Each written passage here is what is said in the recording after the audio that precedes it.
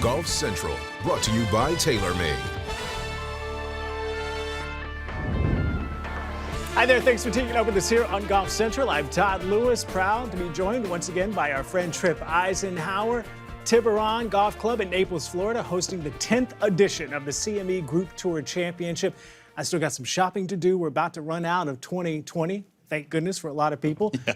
But still some good golf to play. Well, they do. I mean, this time of year, we're used to putting our heels up and watching some fun golf. Now, we do have that this week, of course, with the PNC Championship here in Orlando, and the parents get to play with their children. It's a wonderful, wonderful event, and that's what we're used to. But, Todd, we've been rewarded with some fantastic golf here at the end of the year, some meaningful golf for the LPGA. I mean, you had the U.S. Women's Open last week, and now the biggest purse in all of women's golf. And somebody right before Christmas may not have to wait on Santa Claus to deliver about 1.1 million gifts, that is. Back-to-back huge events on the LPGA Tour. Let's talk about this week. This is the 8th time Tiburon has hosted the season-ending CME Group Tour Championship. No rough on this Greg Norman design, which sounds like it would make the golf course a little easier, but actually with no rough, balls tend to run off into trouble. And as for that money, a $1.1 million winner's check will be handed out, which is the largest payout on the LPGA Tour this season. Our Lisa Cornwell is on side to Tiburon. She's always money and has the latest on the eve of the season-ending event on the LPGA Tour. Lisa? I tell you what, Todd, I wish I had as much money in the bank as MB Park, currently leading the race to the CME Globe. What a consistent season she's had. You think back to Australia, I believe in February, where MB got her 20th LPGA Tour title. Since then, it's been a ton of consistency, as we're used to seeing from MB. 8 top 10s in a shortened season. The scoring average has been phenomenal. I spoke with her caddy, Brad Beecher, on the range earlier today. We went back to Monday's, I guess we'll say, final round, because MB actually played the final round on Sunday and Monday. She got out on the golf course early. 68, an absolutely impressive performance in very difficult conditions. He told me that she saw putts drop early, and we all know when MB Park is making putts, she's extremely dangerous, and here's why she's even more dangerous right now, because as Brad told me, she's hitting the golf ball extremely well. The short game is solid, so watch out for MB Park this week. This is an event that she has never won, and I would not be surprised to see her step in the winner's circle on Sunday. Another player, obviously, that we're keeping our eyes on, an obvious favorite, and that is the defending champion, Se Young Kim. Let's hear from her what she said earlier today about the week ahead. Beginning years, I felt really good because I played the Boca tournament and then a couple tournament beginning year, and I just setting goals. Okay, in this year I try to reach my goal, but with the cold everything is a little different. So I just back to my country and then think about it. What can I do it for the future? So I just take a rest and then play some KLPGA tournament. And then, just try to keep the same feeling, And then, back to the U.S. state and then play the couple tournament, and I win the major tournament. That is an amazing goal. Very accomplishmentally. What do you think you're most proud of this year? Definitely, major tournament. Win the major tournament. That is one of my wish list. So I'm very happy to win the major tournament in this year.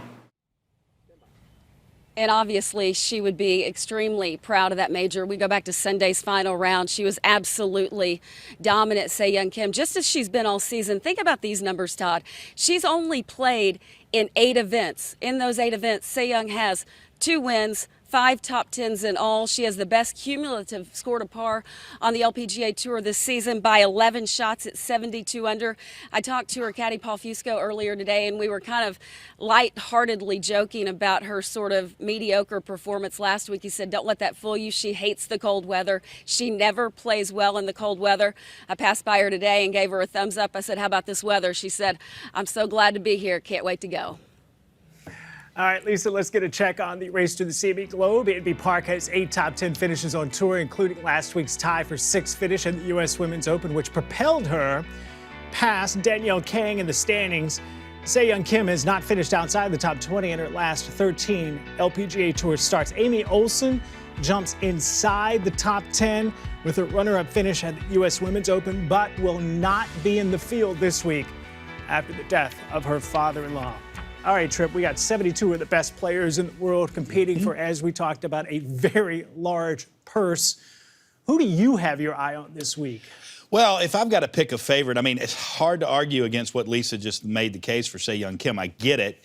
But there's a player who we haven't seen very often as well, and it's a player we've only seen a couple of times. I'm talking about world number 1, Jin Young Ko. Why do I like her? Well, she only had 3 bites at the apple to get here.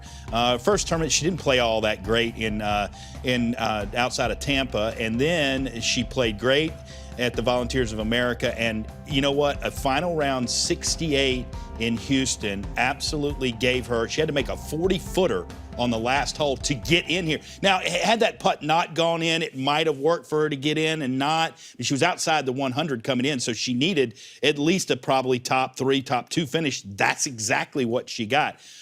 You know, her year, she hurt her ankle in November, so she was unable she was trying to get that healed. She planned to come back in March, and we all know what happened in March. So she was stuck on the sidelines, and I think world number 1 now, playing as well as she is coming off last week, I think she's poised to make a big, big statement, and it's hard to argue against her game. When she is playing well, she capitalizes on time and time again. There's a reason why there's a number 1 ranking by her, and I really think at the end of this week she's going to have another big number 1 by her. All right, let's broaden out a bit. The U.S. Women's Open finished on Monday. Yeah. Then the quick turnaround. Players had to get to Naples to get ready for the CME Group Tour Championship. Physically, that's a demand. Now you've got a mental demand in big tournaments and back-to-back weeks.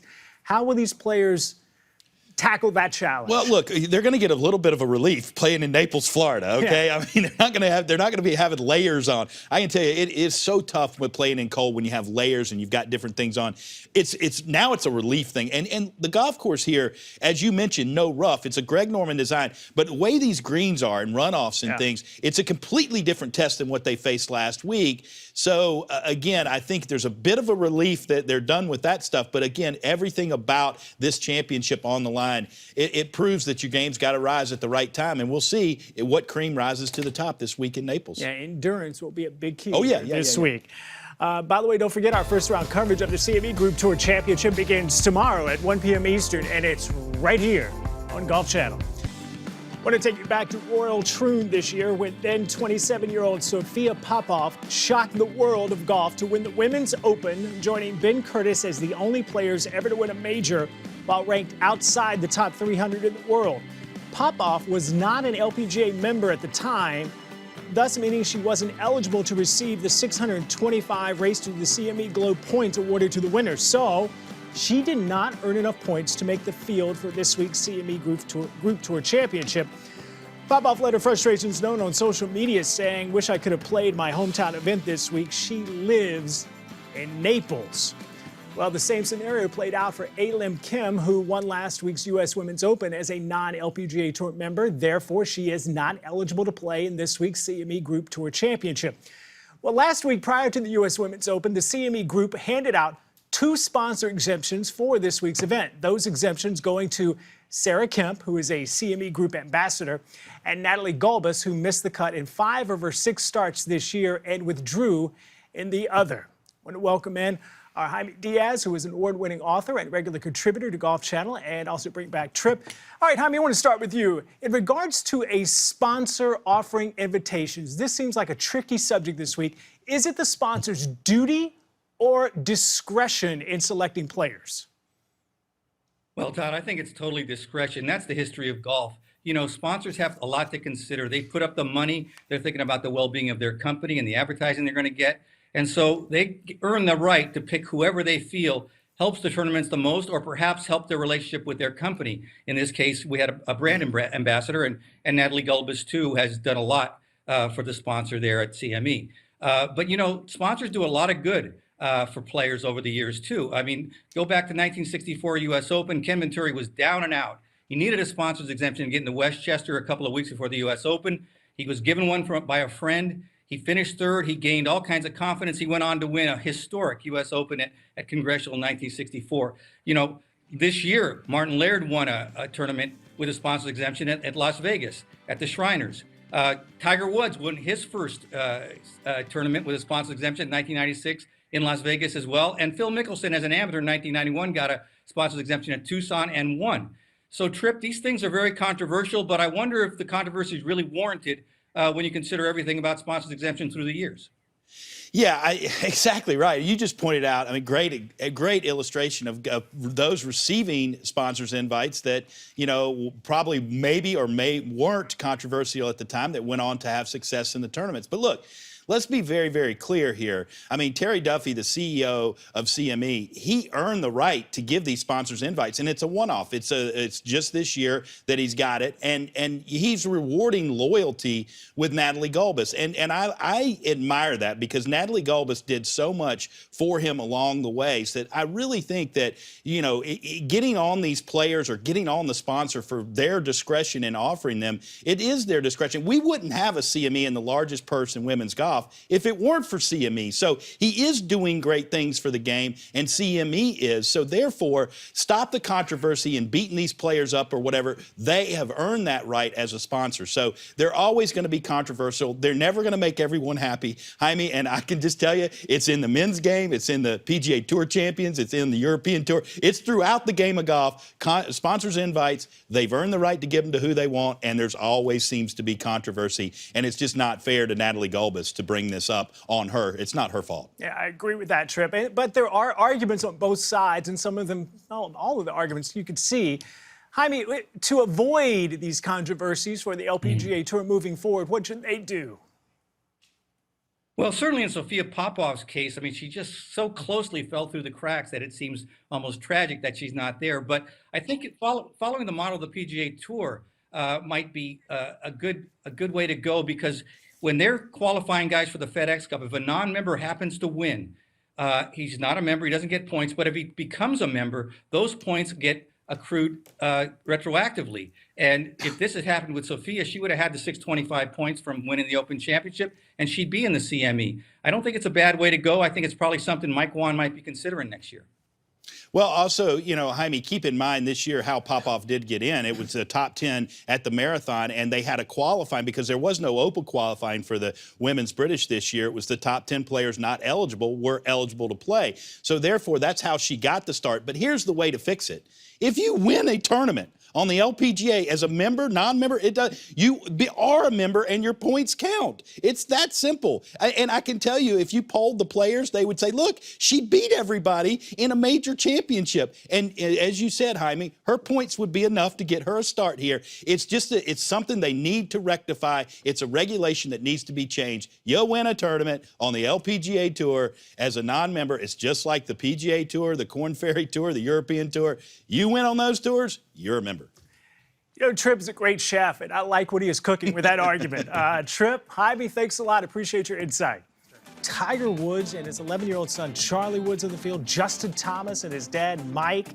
Annika back with her father, Tom, as I mentioned. Bernard is playing with his daughter, Jackie, once again. Was scheduled to play with his son, Jason, but Jason had an injury.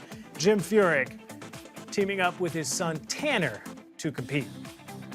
Time now for the picks of the week, presented by TaylorMade. And let me just tell you, the Ritz-Carlton Golf Club in Orlando buzzing because Tiger Woods and Justin Thomas are there. And well, they're not buzzing because how'd you do in the member this last weekend? Let's move on to the PNC Championship. Oh, okay. Yeah, I mean, it seems like you would think, hey, Tiger's the favorite, right? He means Tiger Woods. He's a 15-time major champion. Is he? Is he your favorite? I guess that's the question. You know, you look at this and Tiger and his son Charlie. Charlie is, of course, he's competitive. He's Tiger Woods' son, and he's got a beautiful golf swing. I mean, I've seen his golf swing a couple of times, and it looks beautiful. I just question, how much has Tiger played? He's probably resting, working out. He probably hasn't, but he's got pride and he wants to show up and compete. So I wouldn't put him on my short list of favorites, although I think, they could sneak up and do things. I'm never surprised by Tiger Woods, anything he does. I look at the list of the people here and kind of, you just never know how the daughters or sons or parents are going to play. And that's the key. And so the way I analyze this, Todd, is I look at it from the player that's probably playing the best currently, because it is a scramble format. Keep that in mind. It's not anything else. So there's really no pressure on those children or the parents. So that's the one thing about it. So I kind of went through the field and I looked at who's currently playing the best. It's hard not to look past Justin Thomas. He's ranked pretty high in the world for a reason, and I like the way he's playing. And you've played this golf course a number of times. I have. I think with his length, it's going to be an asset here. It always is.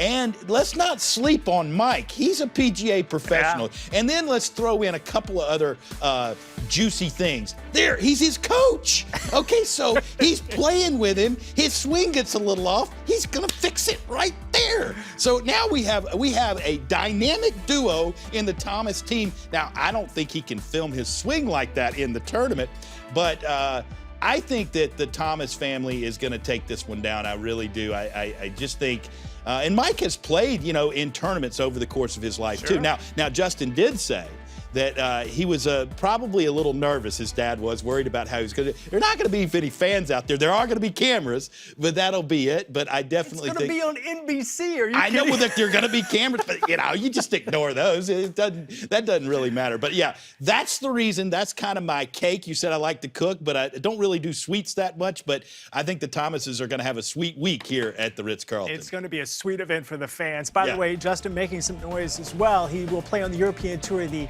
HSBC Champions in Abu Dhabi as well in January. He's Tripp. I'm Todd. Thanks a lot for joining us. We'll see you later.